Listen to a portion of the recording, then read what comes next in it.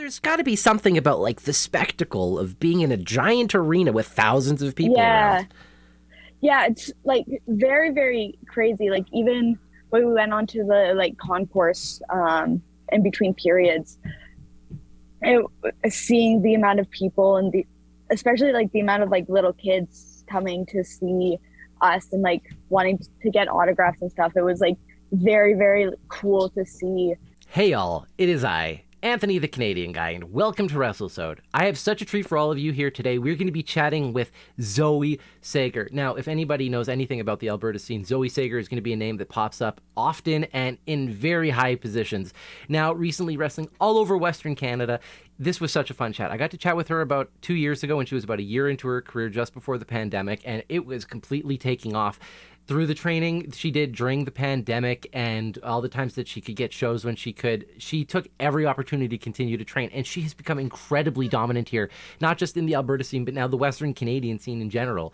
So I'm super excited to be able to bring this one to you here today. Now, if you are listening to this Tuesday, May 17th, tonight live on Twitch at twitch.tv/JupiterVision at 8 p.m. We'll be going live with Cutthroat Colton Kelly for our interview. Now, this one I'm also super excited for. Now, whenever you talk to like a badass like Colton Kelly, who's not only just like completely dominant wherever he walks, but then also is a second generation wrestler who has a lot of information about the local scene. You have so many questions that you want to ask, so I'm super excited to bring that one to you here tonight. But for right now, we are going to be chatting with Zoë Sager. Now, if you liked what you hear here today, remember to hit that subscribe button, push that like button, go hit the notification bells, all that good jazz. It really does go a long way to helping the show, and leaving a comment, of course, of who you would like to see interviewed or any questions that you would have for these that we can answer later on for any of these wrestlers. So anyways, let's get straight into it. Our interview with Zoë Sager. Zoë, she's right here. Okay, perfect. All right, Zoë, thank you so much for joining me here today. First up, how are you doing? I'm doing awesome. How are you? I'm doing fantastic. I apologize, like I was saying to the people, I am a little nasally today, but I just can't seem to ever not be sick these days. That's just my thing. It's just my new thing. Yeah, right? It's just who I am these days. So first up, a couple things I wanted to chat with you about. Like, we spoke about 2.5 years ago, before the pandemic happened. You were definitely hitting your stride. Crowds were getting incredibly hot. And then the pandemic happened. Everything stopped for a little while. But that didn't seem to slow a couple of you down. You're definitely one of those ones that during the pandemic, you just seemed to improve when there was nobody around. Do you want to talk a little bit about your experience training during the pandemic? Yeah, it was really hard at first because like we were training at the Force building, and that closed down like just a little bit before the pandemic. And so there was like a month and a half maybe before the pandemic hit that like we weren't training consistently again.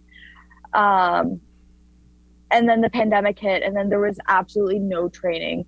Like nothing was open from like March until June. Right. Was when Top Talent finally opened. Actually, like they postponed it. And so those first 2 months of having zero wrestling were very difficult. Luckily, during that time, like I was able to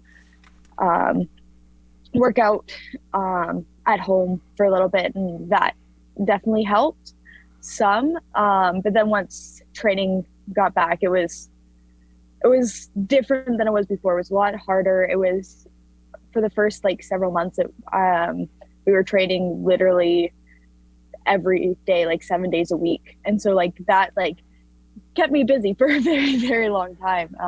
And slowly shows came back. So that was needed, but training was awesome for those 18 months of not wrestling on shows. For sure. So you said you were training up at Top Talent Wrestling Academy up in Edmonton? Yeah.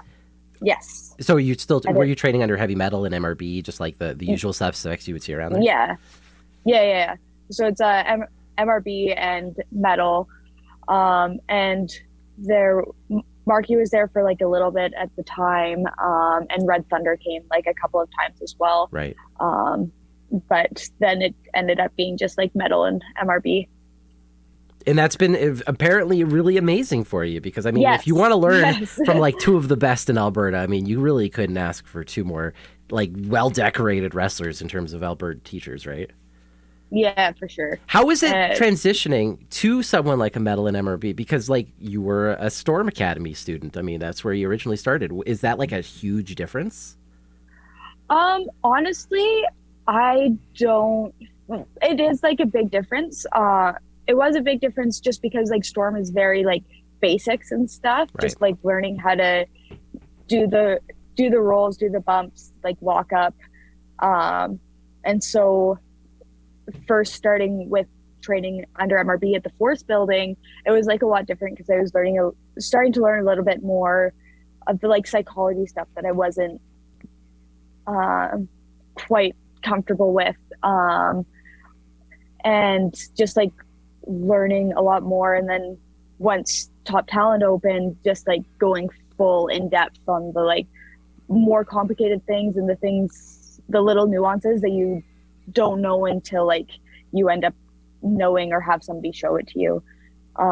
So that was like the biggest difference, but also it's hard to tell because I finished Lancers in 2018 and the Force building didn't open until August of 2019. And so I went a full year without like training other than at shows. Right. And so it's a little bit hard to like fully compare the two just because they're so different and so far apart.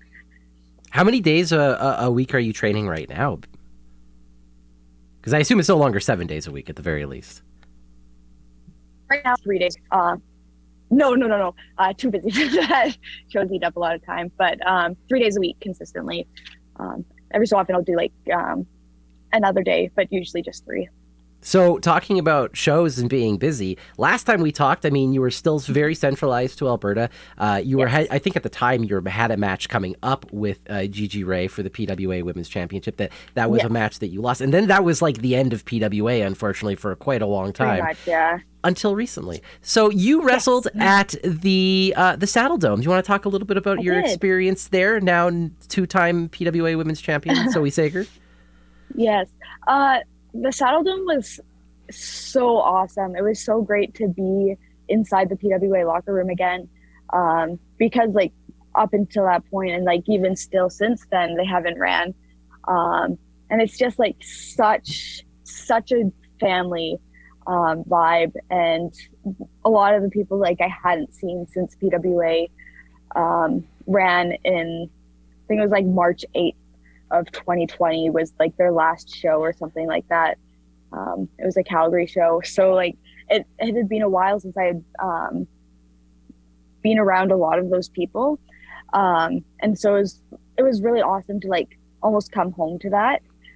And then working with Taryn and Ava and Gigi, like I love those girls so much, and we put on killer matches no matter what.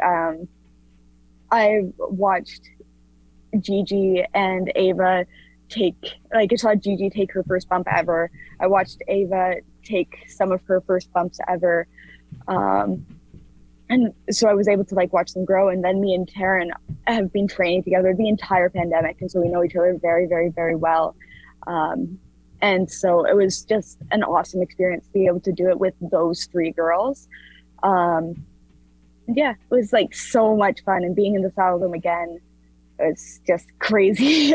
Both times it's just very surreal. Is it just kind of like a different type of experience? I mean, like obviously you go to a hot show, the crowd is hot, you're going to have a great time. But there's got to be something about like the spectacle of being in a giant arena with thousands of people around. Yeah, it's like very, very crazy. Like even when we went on to the like concourse in between periods, seeing the amount of people and especially like the amount of like little kids coming to see us and like wanting to get autographs and stuff. It was like very, very cool to see just like the amount of people and how invested they were into like independent wrestling even. And so it's just like, it's a thing that is very difficult to explain, and you don't know unless you experience that. But it was such a fun night, fun day. It's so awesome to see the growth of everybody. I would even say since that first PWA show, like back on March 8th, 2020, I believe is the one that you had said it was. Because, like you said, it was that was the first time I ever saw Gigi Ray wrestle. And, I mean, if you want to talk about a really awesome success story as well, Gigi Ray's traveling through the pandemic, wrestling like literally everywhere down in Texas. Everywhere. Like she was on AEW Dark, right? So, like, she's doing pretty good for herself, right? Taryn has obviously done fantastic. Now she's the LPW champion, right? And you and Ava, like the match that you guys put on at LPW was crazy as well. I see you got your revenge on Nicole Matthews, obviously from the first Clandestine. I'm a little bit of a fan. Clearly, I know a little bit of things here and there. So like it's just been so awesome to see all of you just continue to grow. But let's talk a little bit about the growth of Zoe Sager, because like I said before, you were still kind of like Alberta focused. I mean, but now your name is literally appearing all over Western Canada. How did that start, and when did that start? I don't know. I'll be honest with you. I'm very fortunate to be able to work as much as I have, especially through the pandemic. I'm very grateful to have been a part of RCW throughout the last like 6, 7, 8 months or however long it's been, and working every weekend and being able to just like hone all those little things that you can't necessarily, or it's more difficult to learn in training when there is no crowd, and knowing what works and what doesn't. And me and Taryn and everyone who trains at Top Talent, specifically, have worked so hard through the pandemic, despite the challenges, despite the lockdowns, despite not knowing when wrestling was going to come back, to just like make ourselves better and make sure that when shows inevitably came back, that we'd make a statement. And I guess it worked out. I think definitely I wouldn't be where I am without the training, for sure. And just like, I think the hard work that I've been putting in and all the other people around me have been putting in is getting seen. And I think that's definitely helped get my name and other names out there for sure. But who knows exactly? It just happens. Well, so one of the things that you had kind of mentioned, it's like all the hard work that the three of you, and of course Gigi as well, but from a little bit of a separate stance because she was in Texas. Like the picture that I saw of the four of you at the Dome, I think it was after the match, there was like the four of you like embracing in the back. Like that was such like a powerful picture to see, because like I know all the hard work that all of you had been putting in, and it was like that moment was kind of like the oh my god, we did it kind of moment. It was even just as a person who was just looking at a photo, I was like, this is a powerful photo. Yeah, it was so cool. I love them. Yeah, I can totally, it's for sure. Absolutely. So you've wrestled now in BC, Saskatchewan. You've kind of gone everywhere. Yes. What was your first match in BC? My first match in BC was for Nation Extreme Wrestling. It was originally slated as a tag match, me and Taryn from accounting versus Bambi Hall and Liza Hall. Right. Unfortunately, there were some travel complications with Liza because she did Terminus the night before, and just some things happened and she wasn't able to make it. So it ended up being a triple threat, me versus Taryn versus Bambi, and that was so crazy, so awesome. Obviously, I love working with Taryn. And that was the first time I'd ever met or worked with Bambi. And, it was just so good. So much fun. I'd love to do it again. It's just a very natural kind of thing. Like there's just certain people that you just kind of click with, and that was one of them. Yeah, for sure. It was just like, we did so many cool things, and it got a really, really good reception from the crowd there. And after it got posted online as well, and it was just like so much fun. I love it in Vancouver. It's Yeah, great. old hometown of mine. I got to live there for 5 years. Unfortunately, I never knew the wrestling scene at the time, but like if I ever go back, I can't wait to see some of those matches. Some of the talent that Vancouver has been producing lately is So good. insane. So good. They remind me of the next Alberta because we have the best talent, obviously. But they're a close second, I might say. Well, I mean, maybe Saskatchewan. There's the three of you guys are all pretty good. But now you're actually wrestling for NEW on a more regular basis by the looks. Yes. How often are you going out to BC now? So I've done 2 shows out in BC so far. I have one. I'm on the new show coming up on Thursday. And then we'll have to see what happens after that. I know I have another show scheduled later in the year, but that hasn't been announced yet, so I won't say anything more. But I hope to be there regularly, or as regularly as possible, because that locker room is so cool. Vancouver as a city is like, as soon as I got there, and I didn't even do much like exploring of the city, but I just loved the vibe of it. So we'd love to go out to Vancouver more. Hopefully I get to and wrestle lots. Yeah. Is NEW running in like Vancouver proper? Is it like downtown, or is it in like one of the like? Yeah, it's downtown. I think it's Vancouver. Yeah, it's awesome. Right downtown. Yeah, there's like 18 cities that basically make up Vancouver. You gotta kind of learn them all. But yeah, Vancouver's got such a great vibe. It's just like such nightlife, young kind of crowd. Mm-hmm. Everybody's just super excited to be there. The SkyTrain is just the most phenomenal piece of transportation ever. Like we have a lot to learn when it comes to that kind of stuff here in Calgary. For sure. So not only BC though, but you've also wrestled out in Saskatchewan a couple of times. Like I said, you've just been kind of all over the place. What was your matches out in Saskatchewan like? I've only, since coming back from the pandemic, I've only done one match in Saskatchewan. But it was for Prairie Pro Wrestling, and I wrestled Levi Knight. Hopefully I'll be able to do more. I won't be on their next show, unfortunately. I have other shows, but yeah, hopefully I'll be able to do some more. I enjoy the Saskatchewan crowds very much. So yeah, as far as I know, a lot. Yeah, the one I know that apparently is Saskatoon has got like the most reversed crowd like on the planet apparently, where nothing makes sense in Saskatoon. So that sounds like a really fun place to go to watch a show. But so a couple of other quick questions here for you, because I've got, like I said, I've got like a million of them. Now, in terms of being busy in Alberta, like now that you're everywhere now in terms of Alberta. Yes. Do you have other matches coming up here? Because you said you're in Vancouver Thursday, but like, how's that traveling looking like? I'm in Vancouver on Thursday for New, and then I am at the Tool Shed show for Dungeon Wrestling, I think, on Friday. And then I don't know about the rest of the weekend yet. Hopefully, I know RCW is doing Radway on Saturday and then Edmonton on Sunday, and hopefully I'll be on those. But as of right now, just those 2 for sure. Just crazy busy. It was like, I could just work 4 times in a week. Like, what a schedule. That's just essentially you're just being professional traveling at this point. Yes. Now, love it. Now, with training, obviously, like you've done a lot of different stuff, and like you said, like sometimes you don't really understand what you enjoy until you get into the nuances of certain things. Yes. Is there something in wrestling that you never thought you would enjoy, but you just turned out to absolutely love?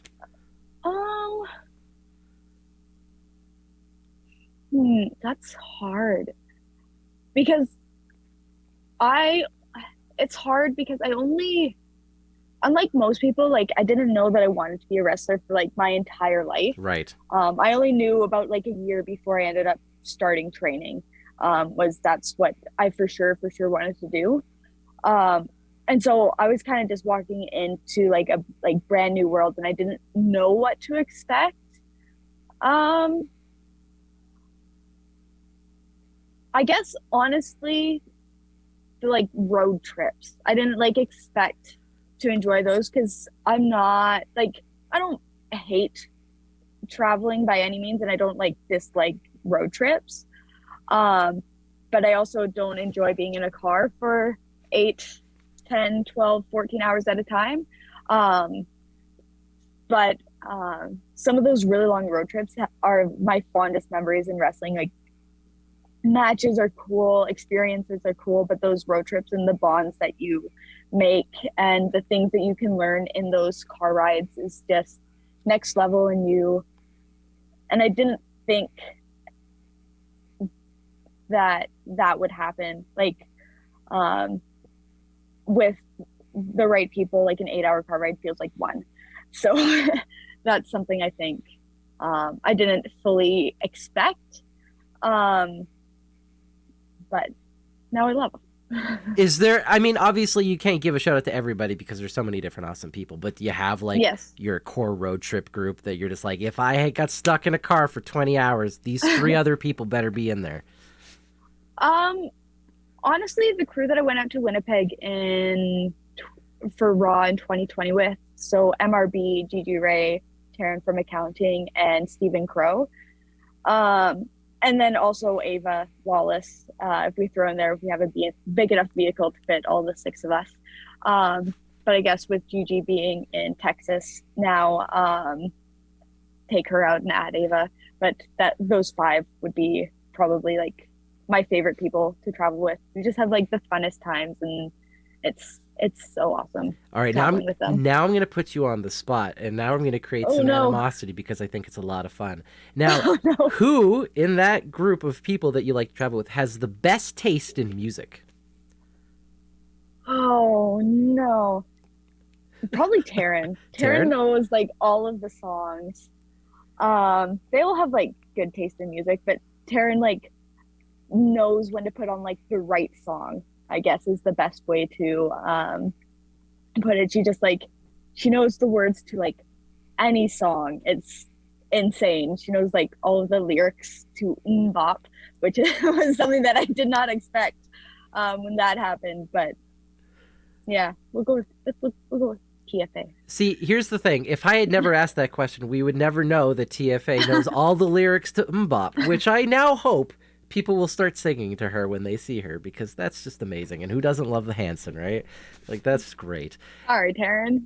Sorry, Taryn. That's what we do here. Well, here's the next question then. Now, of those core group of people, who just is the worst taste in music? Just every time they put on a song, you're just like, oh, it's this again. Honestly, it's me. Is it you? It's you. Yeah, it's probably me. Just because, like, I'll put on songs onto like my playlist that make me laugh, but nobody else like understands why, because it was like different people that I was with and different things. So I probably have like the worst taste in music, and I'll be honest with that.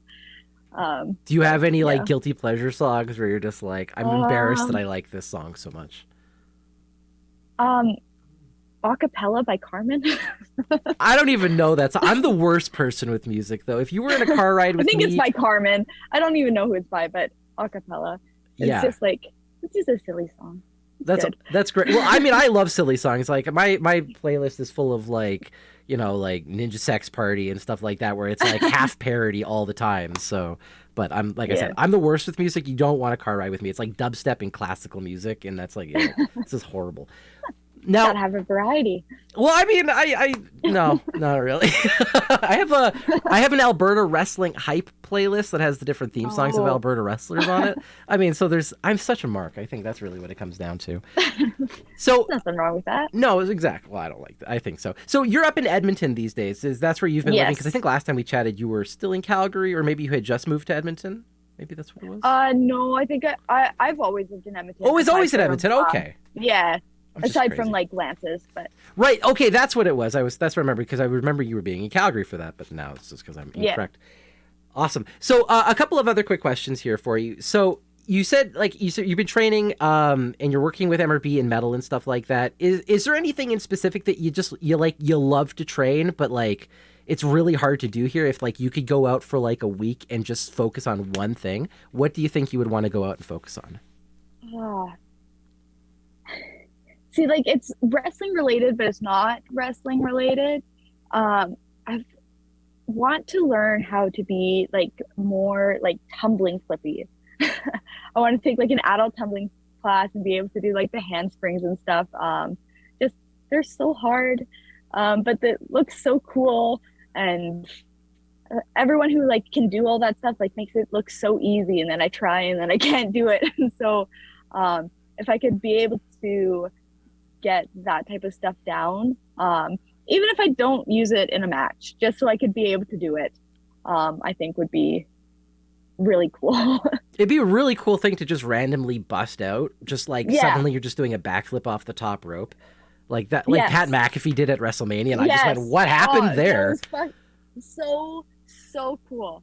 I lost it at that point. I love Pat McAfee. I saw the clip of that and I just went, what? I didn't think he would ever be able to do something like that, especially stick the landing. But yeah, so that's something you just want to blow people's minds just one day, just suddenly, just pull out. Like do like the Dana Brooke like tumbling into the back elbow thing. Would just be cool just to do like even once. I don't need to do it all the time. I don't need to make it my thing. Just have the ability to be able to do it. That's all I want. I think that would be really cool. And it's awesome that you're thinking about that kind of stuff. You're like, it doesn't even have to be wrestling related. If I went and took a tumbling class, I think that'd be really cool. Yeah. Awesome. Down like a random hallway, just do a bunch of flips and stuff. Oh, I mean, imagine the kind of promos you could cut randomly. If you could just start doing flips in the middle of them, you just be like a Mortal Kombat character or something. Exactly. Oh, man. It would be sweet. That's amazing. I actually love that as an answer. Another quick question I have for you. So last time we interviewed, or we had a chat, you had a theme song. I have it on my playlist here, but it's changed. It has changed. I don't actually know the new song. What is that? I need to actually get that for my playlist. This is kind of like a selfish question for me. It is the instrumental version of "Born for This" by Paramore. Okay.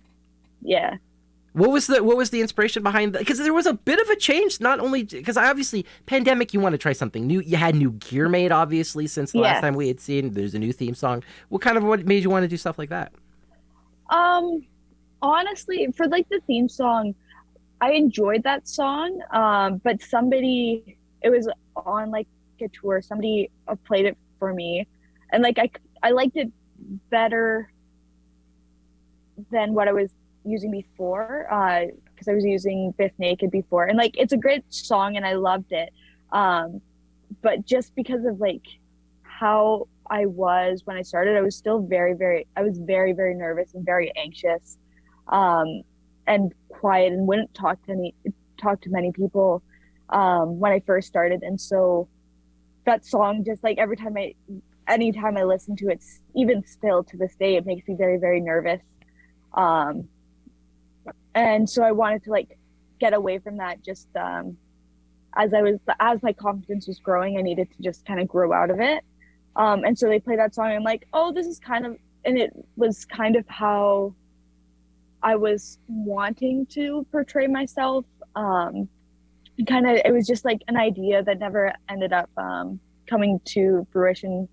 But I didn't find the song, and I connected with it a little bit, but not enough. But Paramore is like my favorite artist. And just listening to the song on the way to the gym, one day, I'm just like, you know what? Like, I really like this. Like, it's one of my favorite songs, Born for This is.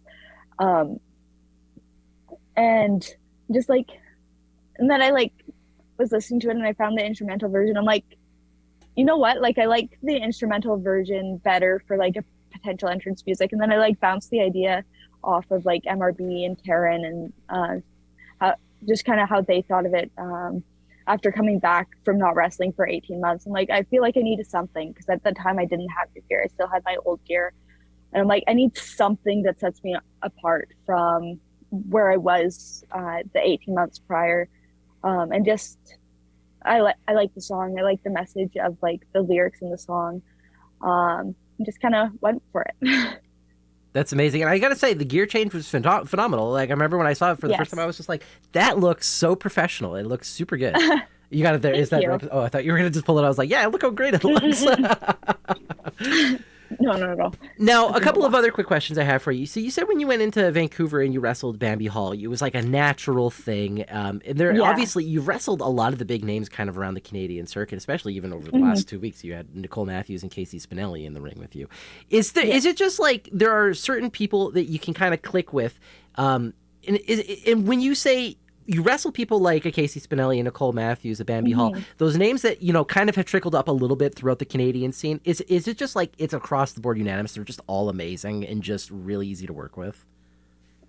Yeah, so they all are very easy to work with. I think specifically with Nicole, also just because at the time when I first wrestled her, I was still very, very new. Hmm.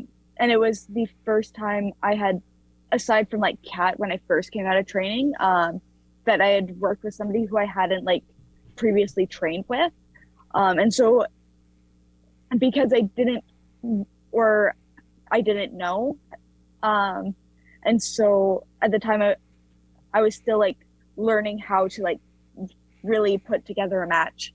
And so it was a lot more needing like my hand held a little bit for that match. But then working with Spinelli, then because I worked Spinelli next for like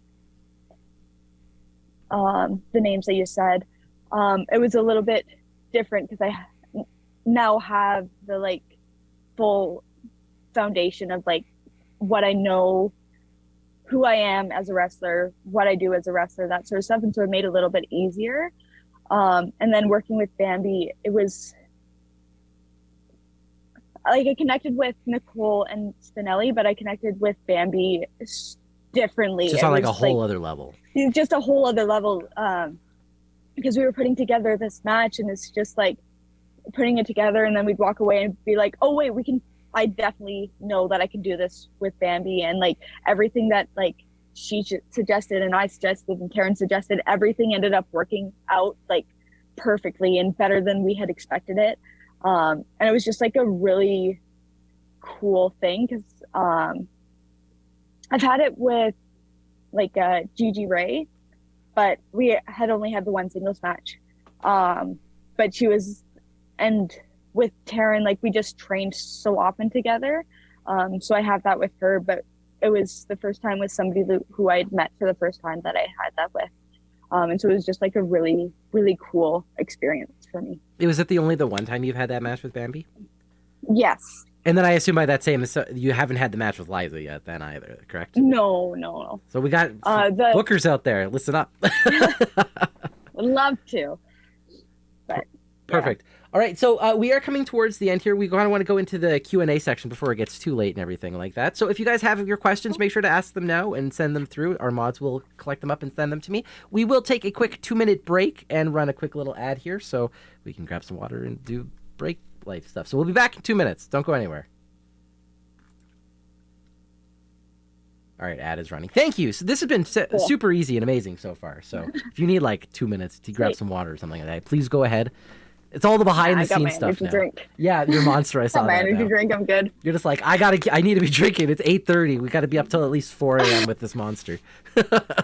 No, I drink them too often, and so they don't actually like do anything, or they only every so often do something, and I don't work at. I completely understand. You're completely tomorrow, so it's fine. Oh well, that's good. I didn't even ask her. What are you even doing these days? But obviously, everybody's got something new. It seems like I just work retail, but I work like early morning retail. So usually I work at 6. But they were graceful enough to let me not work tomorrow when I leave on Thursday, even though I said I could work tomorrow. But oh well. An extra day off is fine. It take you while you got it, I suppose, right? I mean, for me, I got to be up at 8 a.m. doing anti-bank fraud stuff, so that's never fun to wake up to. Ooh, fun. I mean, my job is pretty fun, but it's also not. You know, it's like I'm like I work in bank fraud, like countering bank fraud, but really, it's a lot of like. So you're have bank fraud on your account? Well, I wish I wish I could be a super agent. When I'm when I'm a fraud analyst, that'll be a lot of fun. Right now, I'm just a specialist, and I just deal with it. Fair enough. All right. You just tell people what to do when they get hacked. Yeah, pretty much, exactly. They're just like, hey, my card got hacked. What do I do? And I go, oh, let's take care of you, and then I just fix it. Well, as best as I can, anyways. I mean, you know, fraud is a terrifying thing. Everything's a puzzle. Yes, for sure. Absolutely. All right, so I'm collecting in all these different questions here. All right. Thank you very much to Shout, our mod. We have about 10 seconds left, and then we'll come back into it. So it's been nice and easy so far. I totally didn't bring water. with me for this, so I hope I don't just Oh, start no. sounding like well, I was like so terrified of sneezing constantly because I've been sneezing all day. I was like, if I drink water, it'll just so much moisture, I'll just sneeze everywhere. Oh, So I had to sneezing dehydrate fits are myself. the worst. I agree. I tell people I'm like Vince McMahon with this. I hate sneezing with a passion. I just refuse to try to do it but it just happens and I hate it.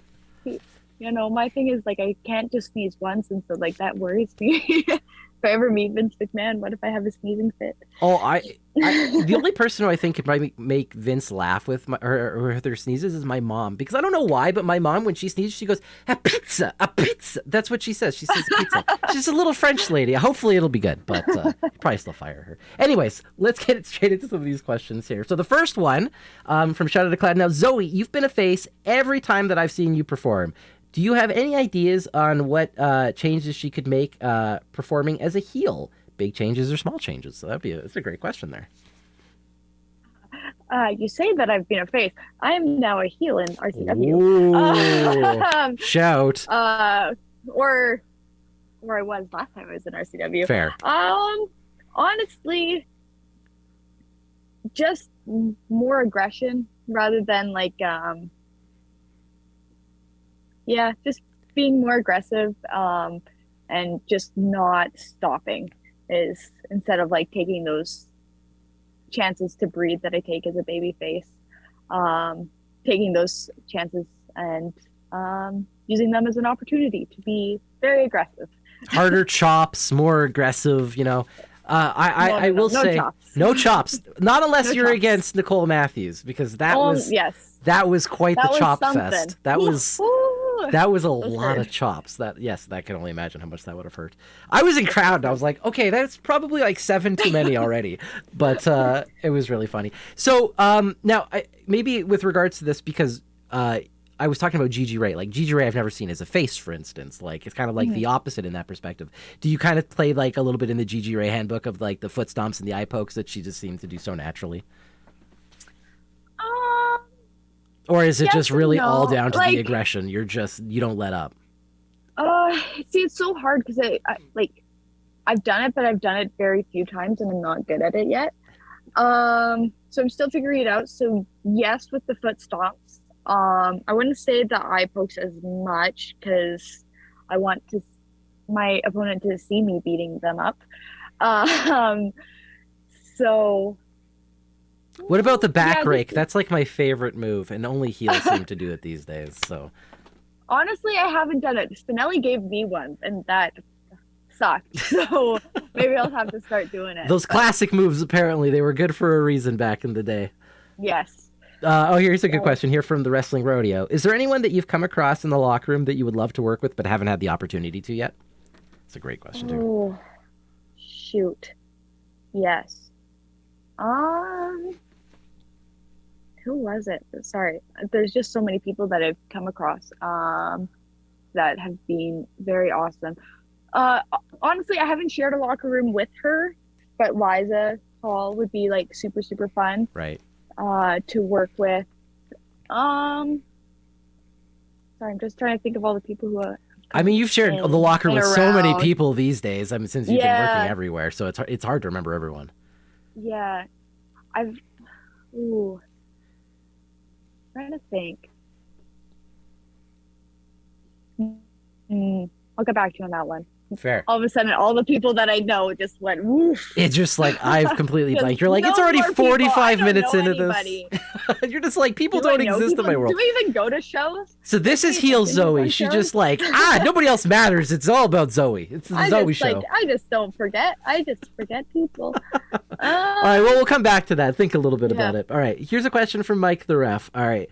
Biggest difference between pre-pandemic wrestling and post-pandemic wrestling, besides the more promotions you are working for? Like, is there a big difference in anything that you've noticed pre and post?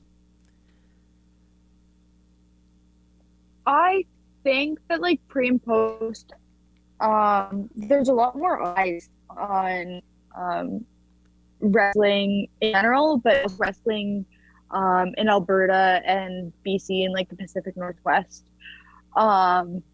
I think there's just a lot more eyes and a lot better quality product being put out there. I think everyone's putting realized through the pandemic that they had to put their best foot forward, and everybody has. And it's been very, very cool to see the progression, even in my 3.5 years of wrestling, seeing where it was and what was going on back in 2018 when I started, and what's going on now. And it's just like so much better, and I think it's a better place, and just it's hard to explain. It's better. That's it's better, different but better. Different but better, I think. Like obviously there's still some like bad things, but like I think it's definitely for the better. That's great. Well, I agree. And especially these days, like you had said, like there are so many different promotions now. I mean, versus pre-pandemic, like if you look around the Alberta scene, there was probably about like 5 major ones that you were hitting around Alberta. And nowadays, like you're just like 7 or 8 different promotions that have kind of crawled up out of everywhere. So it's really great to see. And lots of different eyeballs, lots of new faces around in crowds as well, which is great. It's always great to see people working hard and keeping wrestling alive. Because, you know, like the pandemic was scary. You kind of think, you're like, is that the end of indie wrestling, especially in like a place like Alberta? But thankfully, not even close. Everybody has seemed to come out of this on the other end and made it just as hot as it was, if not hotter, like you had said, which is fantastic. Now, there was another question here from Mike the Ref, and I don't get the reference clearly. I've missed something. But he said, how did it feel wrestling as The Rock? What?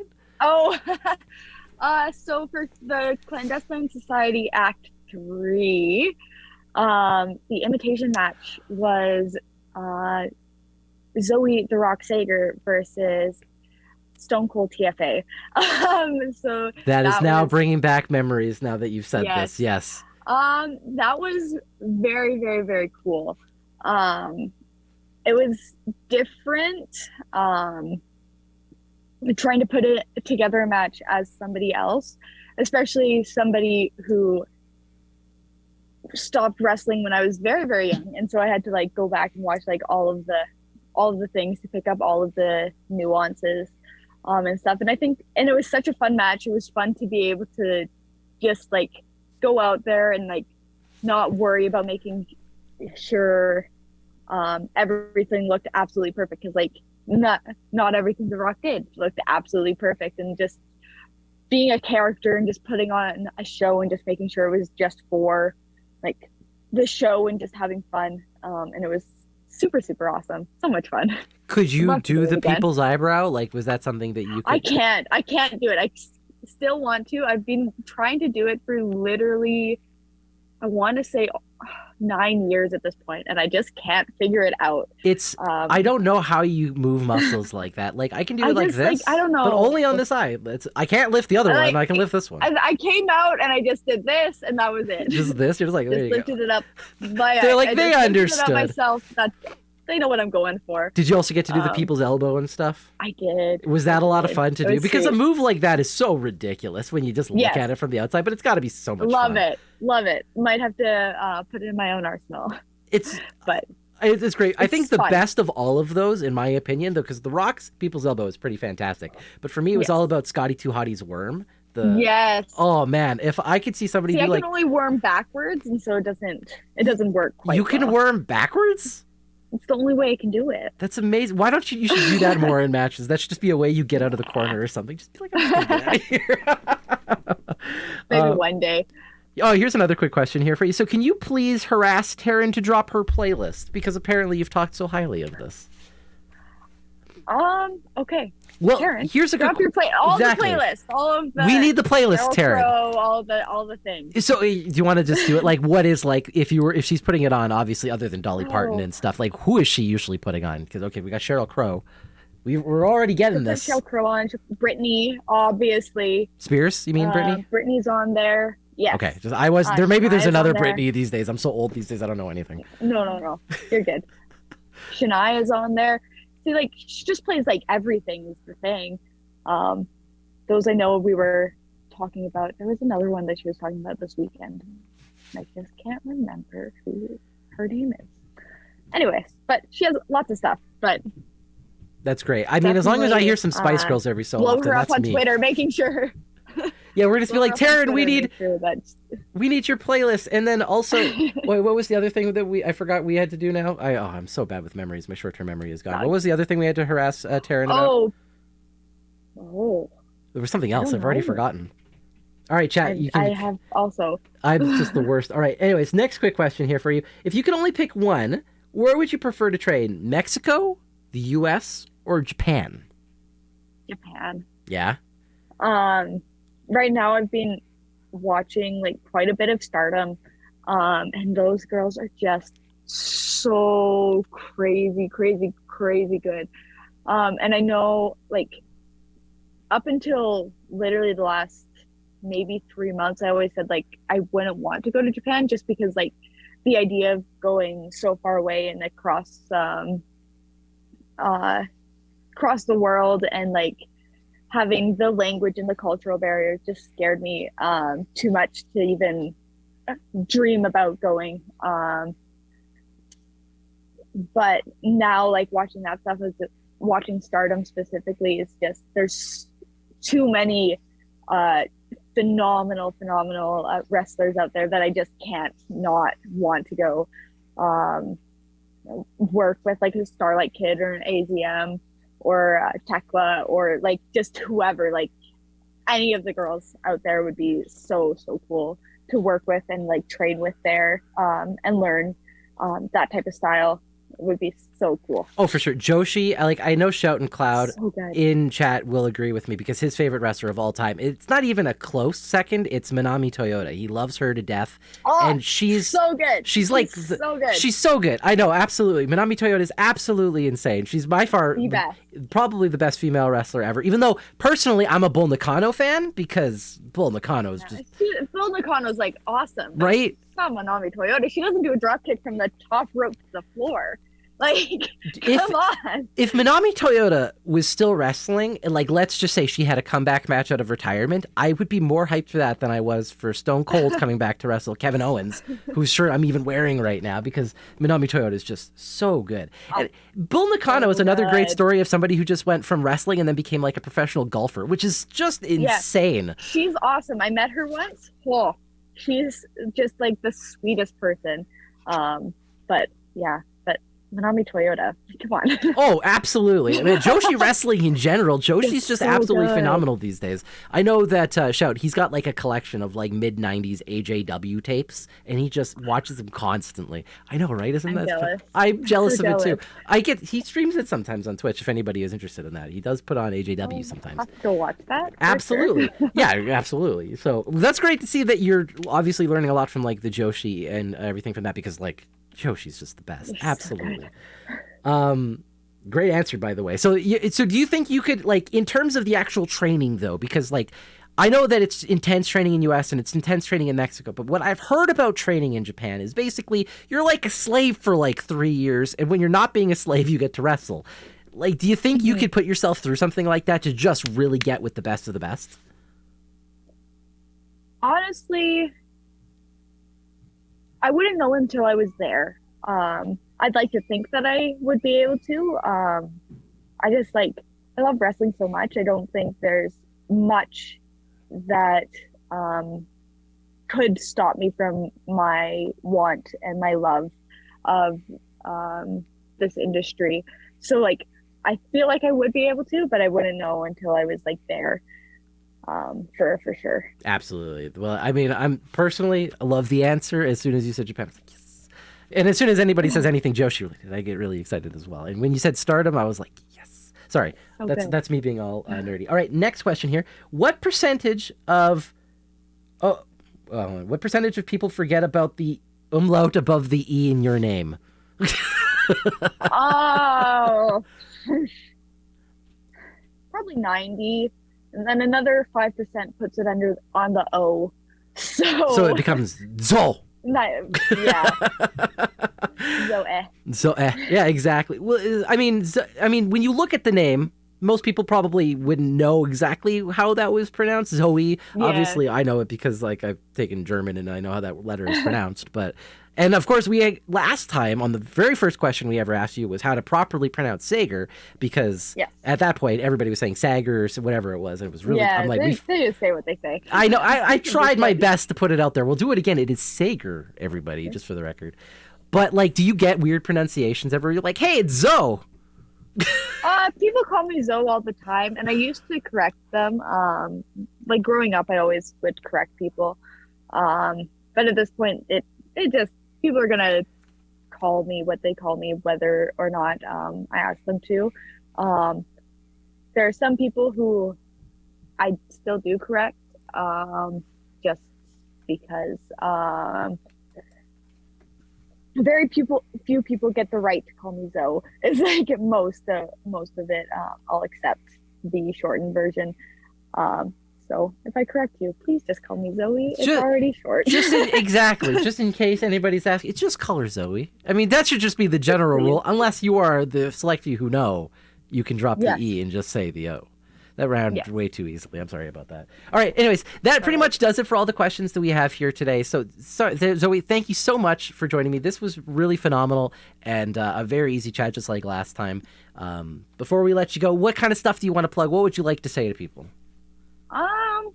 Catch me if you're in the Vancouver area on Thursday. I will be there wrestling Nicole Matthews. That'll be fun.